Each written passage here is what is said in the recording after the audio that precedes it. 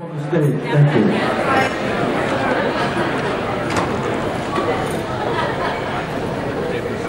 First off, I want to say that I'm honored to be able to present to you the 2013 Tom Watson Courage Award winner. I'd like to thank ALSA for giving me this opportunity. Your 2013 Tom Watson Award recipient is Treg Charlton. And before I bring Treg up to speak to you, I want to tell you a little bit about him. When I first talked to Treg after he found out he was being honored, the first thing he said was, "I'm the least courageous person I know.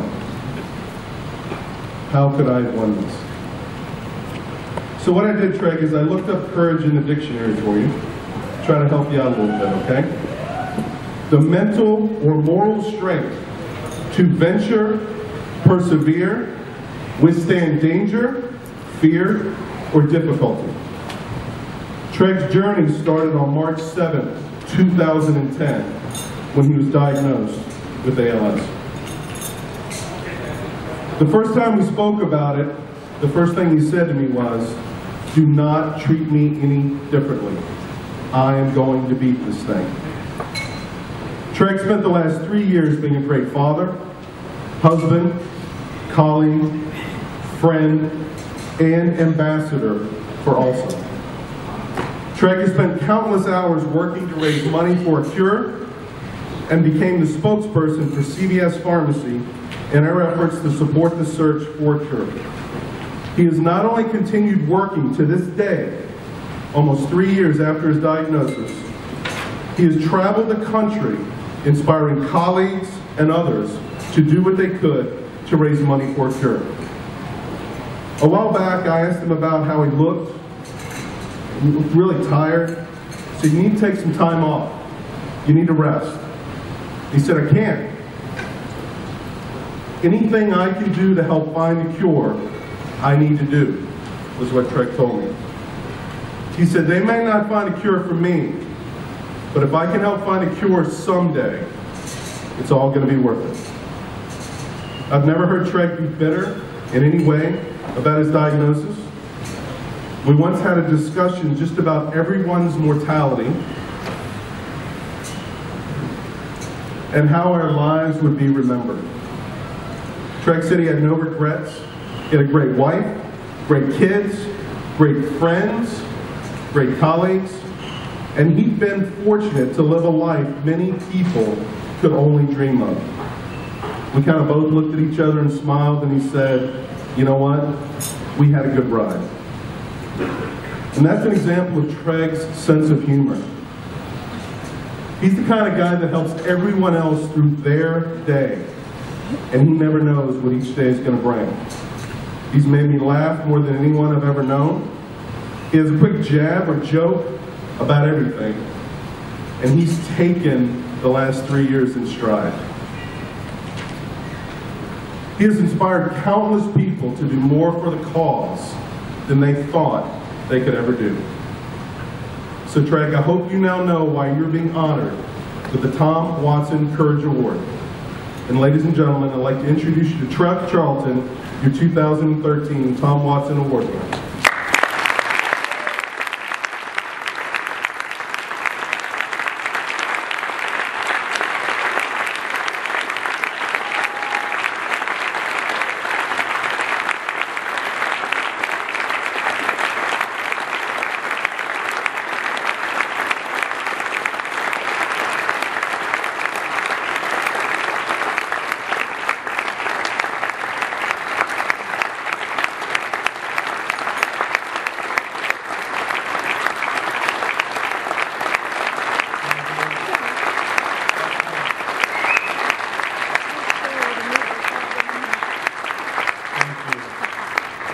Oh, I think she's Thank you, Wayne. That kind of caught me by surprise. I had no idea.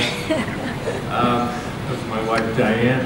But things were getting a little lively in here, and I'm renowned for my laborious monotone, so I will bring things to a screeching halt. But thank you, Becky, Sherry, board members, everyone at the Worthington chapter worked so hard to make tonight happen. and all of you who traveled from near and far to help us celebrate tonight.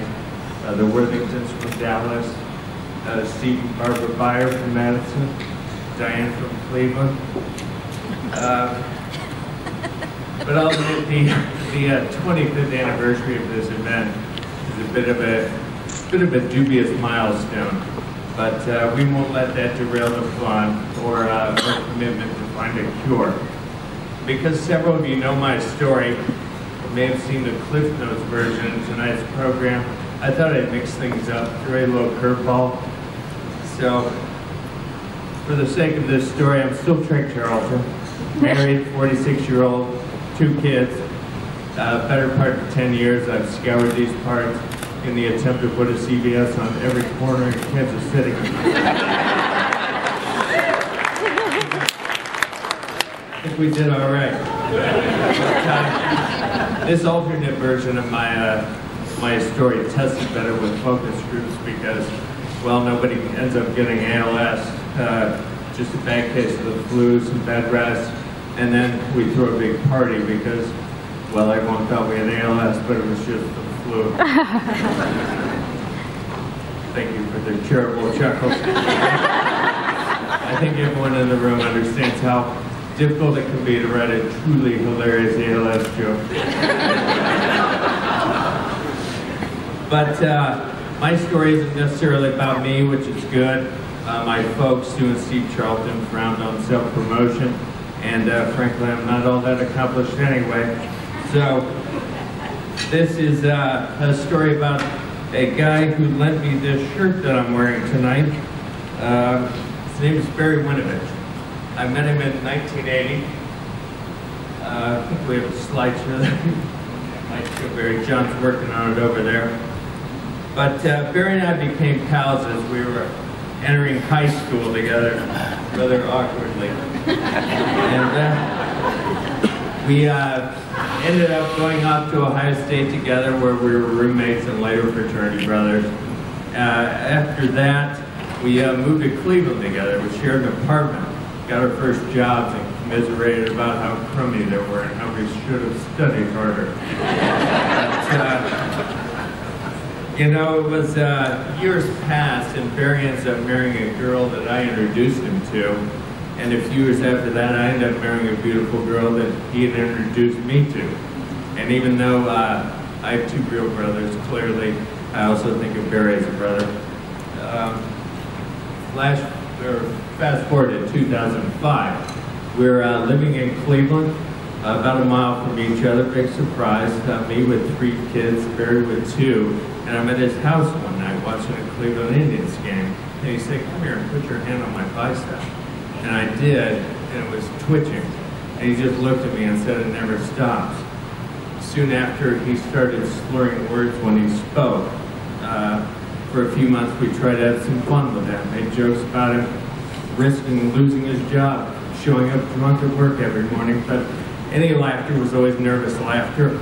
And about 13 months after those first symptoms, in March of 2006, Barry's diagnosed with ALS.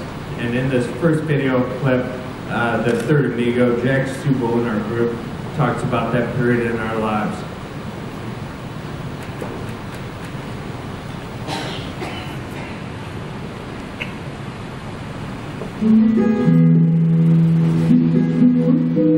Barry had a series of symptoms. A little bit of slurred speech, a little bit of twitching in his muscles, and we all teased him about it. And he went through a series of diagnostic tests at the Cleveland Clinic and some other places.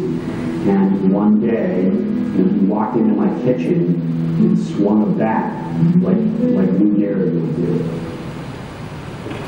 And we still didn't know exactly what the diagnosis meant. We knew Lou Gehrig's story, but had to get on Google to determine what we were up against. And about 30 seconds later, we knew. And with Barry's dual onset, the odds were he didn't have very long. But after the shock wore off and most of the tears dried up, we had our own little Apollo 13 moment where everyone is thinking, God, this is going to be a disaster. But Barry and Jack stole a line from Gene Kranz, who said, with all due respect, I think this is going to be our finest hour. And it was. Their response was to form the Bright Side of the Road Foundation. They put themselves on the hook to try and raise $1.5 million for a permanent research chair in Barry's name at the Cleveland Clinic. Started off small, but things snowballed quickly. Barry was a guy who spent his life cultivating friends, nourishing relationships, and by the time of the diagnosis, the community was ready to get behind him. Their events were so well received, they have completed their goal to the clinic, and each year they write a $5,000 check to the ALS Association in Cleveland for their walk to defeat ALS. But despite all the fun, it became clear that all the energy and excitement in the world does nothing to slow this disease. In 2008, Barry got his first wheelchair. Shortly after that, he faced total paralysis, as we see in the second video clip. The way ALS affects your body, it doesn't affect your mind. So if mind does the same as it was 4 years ago. There's things that you can do even yesterday that you probably can't do today. It's just every day you wake up and there's a small little piece of your body that might not work again. Your body kind of melts like a candle around you, unfortunately. The only thing anybody can do right now is just watch it happen.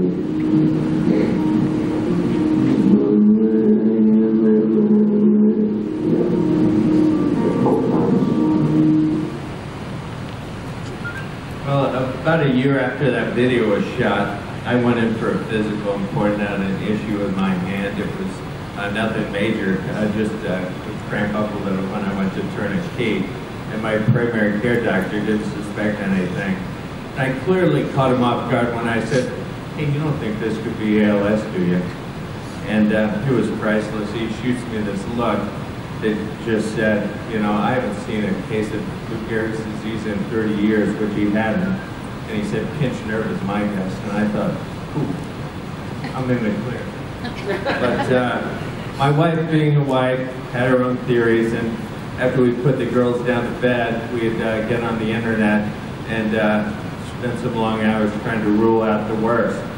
But as statistically improbable as it seems, in March 2010, only 4 months after that cramp, I walked out of Dr. April McVeigh's office at Cape Med Center with more in common than Barry than I'd ever wanted. Now I should mention Dr. McVeigh does a fabulous job. I can't imagine delivering this news. She does it gracefully, and she'll always be very special to Diane.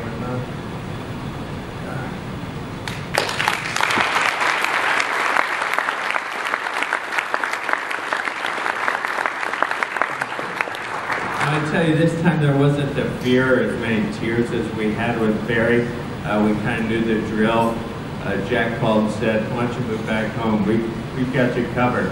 And months later we did. We ended up buying a condo sight unseen out of foreclosure, and as fate would have it, it's on the same street where Barry lives today. Now the irony isn't lost to me that every time I walk down the street, just to pop in on him, I'm witnessing what this disease is trying to do to me. But every time I see him, something else happens. If he's not smiling, it's because he's intently focused on what concert he's going to go to next or what new band is breaking, and it really gives me a lift. Though there are no easy days, he has maintained a sense of humor, like the time he was left home alone for a couple hours, only he wasn't home alone because there was a fly in the house with him. I think what they say about flies are true. They have no soul. This fly lands on his nose, goes away, would come back later, crawl across his forehead, dive bomb him repeatedly, and this guy's completely defenseless. You don't know whether to laugh or cry at this story, but you know, the look on Barry's face as he's telling you, you believe a little bit of agony is worth it to him to get a good story out of it. But he's physically tough, but obviously his mental toughness is extraordinary. His bravery shapes my perspective, and you know, when people ask me, Well, they rarely see me complain, but just this little story about Barry, you probably understand why I don't complain much. What makes our story unique, however, is how Barry responded to the challenge from the bright side and how my colleagues at CBS responded. When diagnosed, CBS allowed Barry and I to both be co-spokespersons for their annual campaign. Each year, 7,400 stores spent 3 weeks asking every customer for a buck, and it's pretty special. More amazing to me was what happened locally, because it was organic. No one had to do anything. And I am not up here tonight without my CBS colleagues who in Omaha banded together, established the embarrassingly titled Team Treg, partnered with Keith Worthington chapter, and turned out enforced to support the walk. And I assumed it was a one-time thing, so I'm still wrestling with what happened next, but I'm living in Cleveland now, and I hear rumors about Anna and Amy coordinating a series of bake sales, cookouts, dunk tanks, whatever else. But it resulted in them becoming or CBS becoming the top corporate sponsor or fundraiser 2 years running.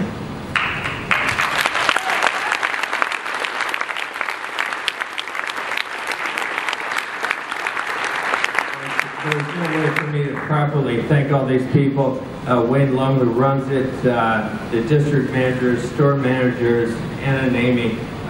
Fortunately, they're here to support me tonight. I'd like you to stand up and your guest and let us give you a hand.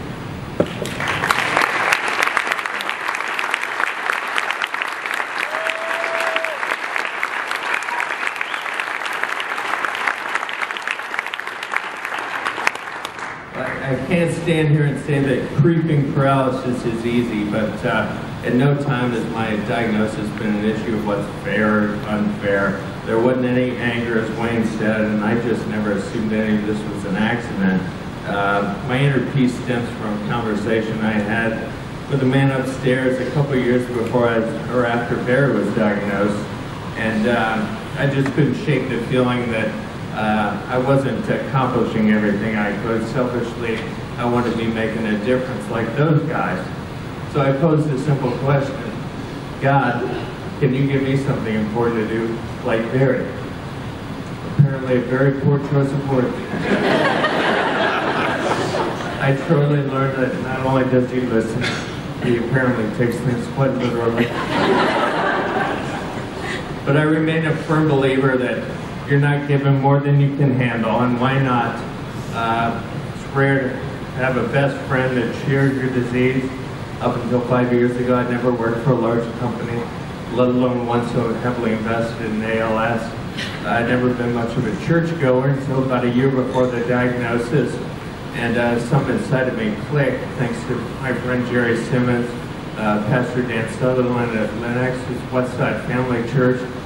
Diane and I still attend via video stream in our basement in Cleveland every Sunday.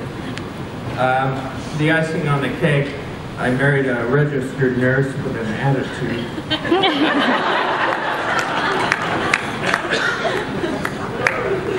So, the point being, whoever set my table also went to extremes to make it clear to me that I understood it, everything was going to turn out okay.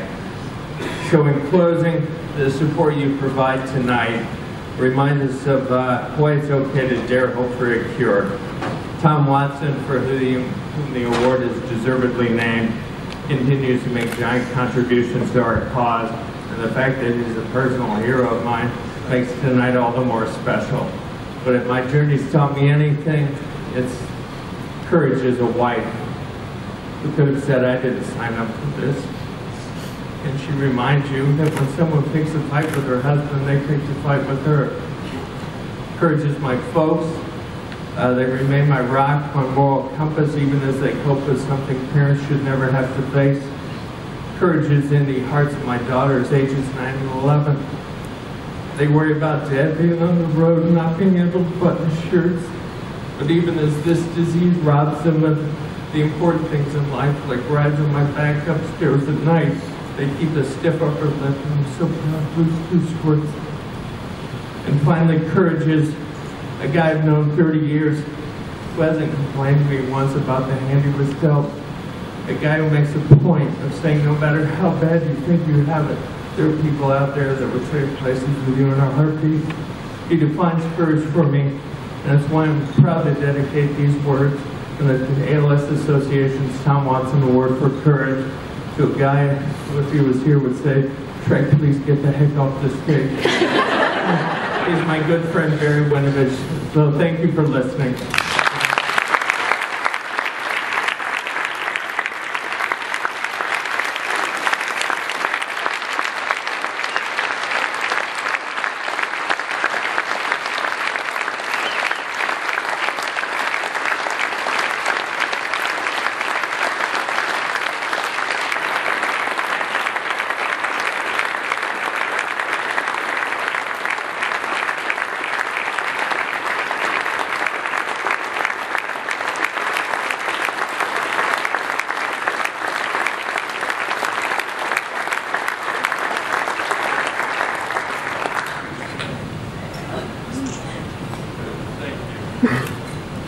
Just going to sit down with Barry for a little while, but I appreciate this very much.